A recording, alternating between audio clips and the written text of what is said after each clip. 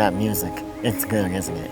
You see, good music can really strengthen the depth of your storytelling. But it's not only about having good music, it's about having music that makes sense.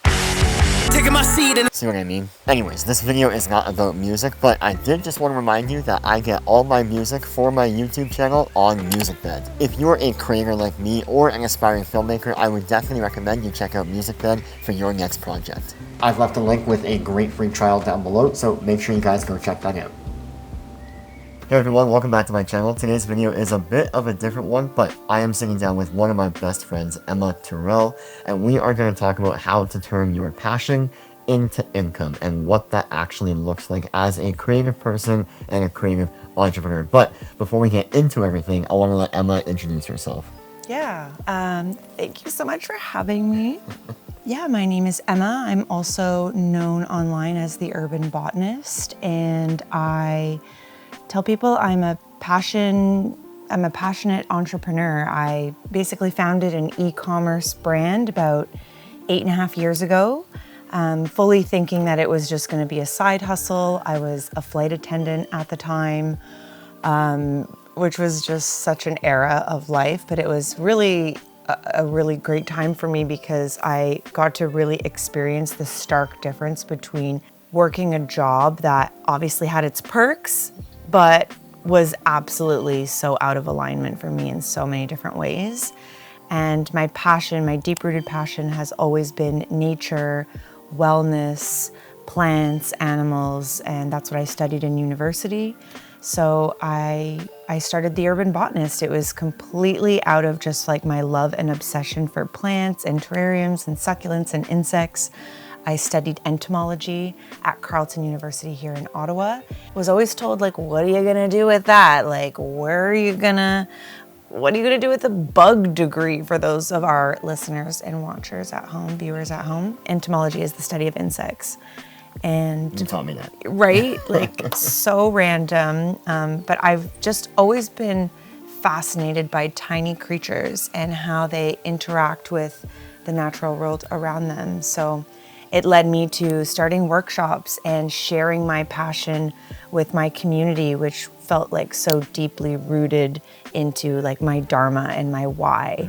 And I really believe that passion is not something that you look for and have to search for. We all have it inside of us, and it's something that needs to be nurtured and something that you need to stay curious about. And that's how you can really start down the road of turning your passion, at least in my experience, into a business. That was actually a perfect segue into my first question about all of this, which is the one question I get asked in my DMs and emails is, was there like an aha moment, like one moment that made you realize, oh, I can actually turn this passion and this creativity into a career? Well, yeah, I think, you know, you can be passionate all day long, but your passion needs to solve a problem. It needs to fix somebody's issue, or it needs to be valuable. There needs to be, you know, an energy exchange of some sort. And for me, I really recognized that there was a detachment from nature and a lack of connection to nature, let's call it. And also a really deep interest in my community of folks that wanted to learn more about growing their green thumb, wanting to learn more about wildlife and interesting insects and this like beautiful green world around them. And the big problem that I was solving was that disconnection. So that kind of created the aha moment for me where, you know, my business is really actually product and service based. So I started with creating a service, which were my in-person workshops that were inspiring, entertaining, educational, engaging, all of those things. Like, take your passion and think about how can I turn that into a product or a service? And instead of thinking about selling, think about how can I serve? And for me, that's what worked and what still continues to work. And is that the same mentality you go into making content as well? Yeah, I mean, content is like a whole other mindset. I think that we've been just like over inundated with, and I'm also, of course, a content creator with like add value, add value, add value. But value can be as simple as storytelling. It can be as simple as like showing somebody a story or an idea or a place they've never been, a perspective they've never considered. This conversation is valuable. It doesn't have to be like, you're Googling top 5 things to do for this, for XYZ. But yes, thinking about how you're going to serve your community, you yourself should already be a part of the community that you are considering serving. For you, photography; for me, gardeners, nature lovers, anyone who is on the path searching for alignment. Those are sort of the communities that I feel that I'm a part of, the wellness community. And how can you find problems or listen to your community too? What problems are people talking about? Where do you notice maybe a gap in the market, and how does that translate into what you're deeply passionate about and energetic about? Because you can be passionate about something, but then when you're doing it, it's draining in some way. Right. You need to have energy too, because running a business is a lot of work. Yeah, I was gonna ask about the alignment piece. Like, you're doing something that is so aligned with your soul and with your dharma, but are there ever moments where having your core passion as your career has created a level of friction in your life, or it's just a bit too much and you wish that there was more separation? Oh, every day. Every day I'm mindful of that. I think it's important to give yourself permission to evolve. And when something that you're highly passionate about, highly energetic about, is eventually, because we're evolving beings, eventually doesn't have its space within you or within your business anymore, it's okay to pivot. It's okay to expand. I've certainly done that and continue to do that with my 2 brands, my personal brand and my business brand. And also having, boundaries around what lights you up. Because you don't have to monetize every single thing, like I'm a highly passionate person and I get excited about a new hobby and it becomes my entire personality overnight. Yeah. Like I'm obsessed with sourdough and then I'm over here obsessed with flowers and then I'm doing home decor and I have a lot of I'm all over the place. I'm a manifesting generator. We understand each other. But you don't need to monetize everything, and I think it's important to bring social media to your life in a way that's doesn't feel frictional. I feel like we just had this conversation, instead of having to bring your life to social media. Find a way to marry the two together where it just is very seamless. And it's like who's serving who? Who's serving who? Yeah. Oh my gosh, yes, exactly. I have a more technical question that I get asked also a lot about, which is, you're one of my North Stars when it comes to sales and negotiations and pitching and whatnot. What would you say to somebody that is just starting out in their creative field and has no idea where to start with sales, doesn't feel confident in their ability to pitch themselves and all that? It's so funny. I get this, I hear it from you and I hear it from a few other of my closest friends that say, you could sell anything and you are such a good salesperson and you're such a good negotiator and all these things. And I would have never said that about myself. I would have been like, oh my God, no, cringe. I'm not that at all. So I think it's important to think about the perception that you have of yourself, and that perception can always be fluid. And sometimes all it takes is for you to just shoot your shot, pull the pants on that you think don't fit you or that you shouldn't be wearing, and just be like, no, you know what? I'm gonna pitch this brand, or I'm gonna negotiate that fee. I'm going to just walk up, knock on their door. The number of doors I have knocked on that I had no business knocking on. Wow. And walk through actual doors? Actual physical. So much of my business has come from me just walking in and charismatically, because I'm doing what I love. I'm passionate about what I do. I believe in my product. I believe in my service, and just talking to anybody who's willing to listen. Here's why you need a moss wall. Oh my God, you don't have a moss wall in here? My friend, you need one. What are we talking about? Boom. Okay, we'll get one. Can you get one in next week? So I think there's so much to be said about confidence. There's so much, confidence will get you 90% of the way, and technicalities will bring you the rest of the 10%. And then what would you say is, in your experience, the importance of networking? I mean, yeah, networking is everything. And it's such a cliche saying, it's not about what you know, it's about who you know. And now networking can so much more easily be done online, right? Like living in someone's DMs, commenting on people's posts all the time, and being like present in that capacity. But I think we get stuck in our heads about, oh, well, I already said that. Oh, well, I already posted about that. There's nothing wrong with repetition. I think on average it takes like somebody 14 times to hear your message before they really start to associate you with that message. Right. So if you're like, well, I've already talked about this, keep talking about it.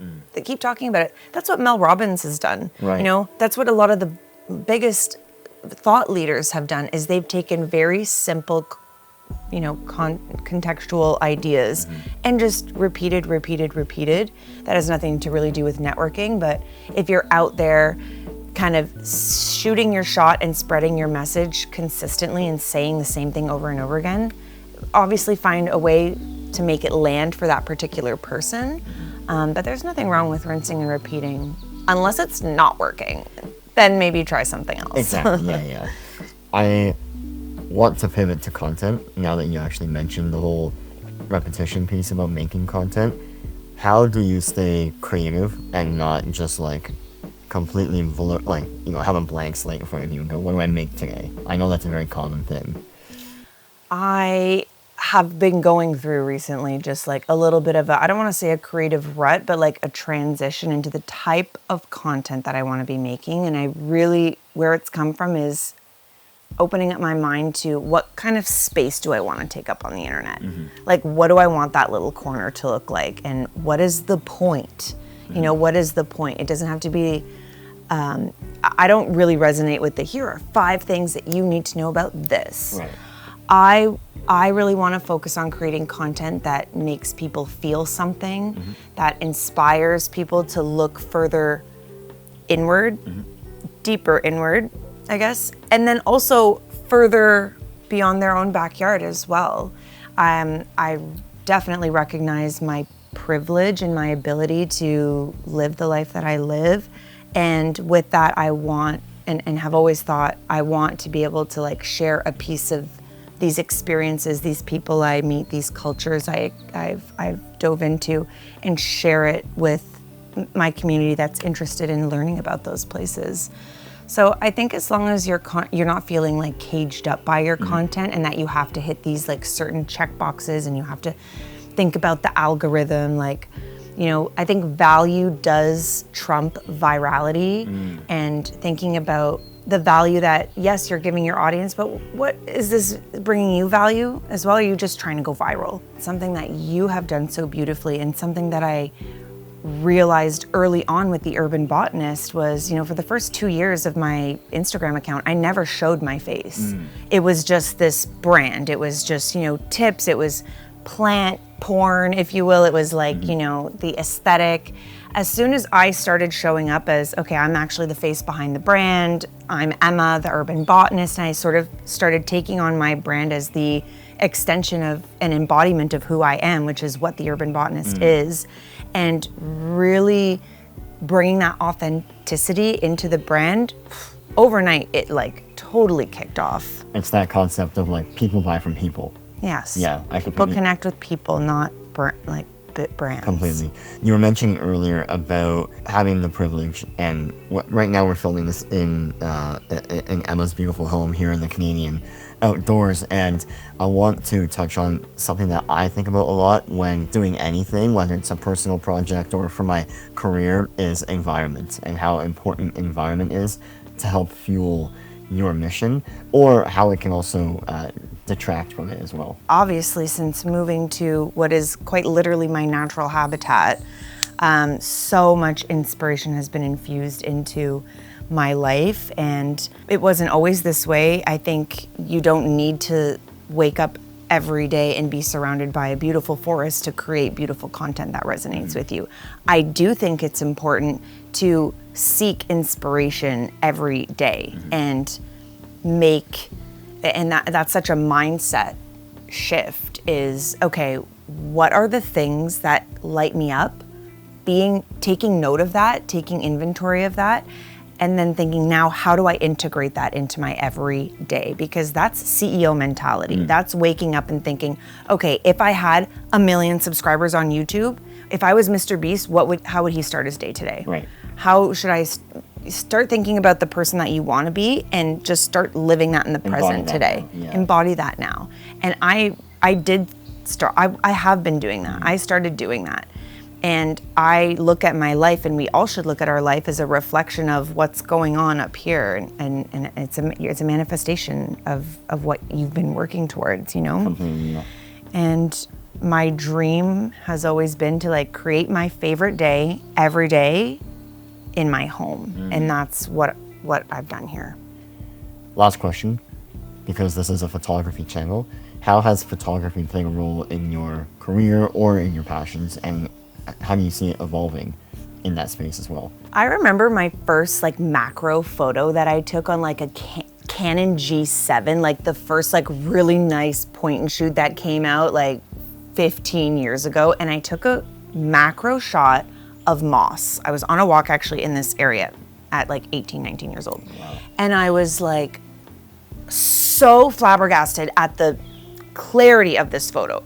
Probably started the really deep obsession with moss, because yeah, I'm obsessed with moss. But that planted the seed of like, wow, I love capturing plants. I love photographing plants and insects. I took a macro insect photography course where we were like out in the forest for 2 weeks camping, capturing insects, photographing them, and it was such an experience, and it really planted the seed of being obsessed with taking like nature inspired photos. So that's translated so well on social media, and being a content creator, right, is taking really nice photos of plants, and those are my favorite subjects. Yeah. Amazing. Good stuff. Thank you so much for the conversation about this. I know my audience will really appreciate hearing your take on this, because I mean, you're somebody that I look up to so much. You're obviously one of my best friends. I love what you do, both your career as the urban botanist, as Emma Terrell, but also just your creativity and the passions that you have every single day. So thank you for sharing this space with me. Thank you so much for having me. If you guys liked this video, please make sure you guys subscribe not only to my channel, but to Emma's channel that I will leave in the description and at the end of this video for you guys to check out. Leave a thumbs up down below and leave a comment on what you want to see more of, or what kind of conversations you want to hear more about on my channel here. Thanks for watching. I'll catch you guys in the next one. Peace. Tight. Good stuff.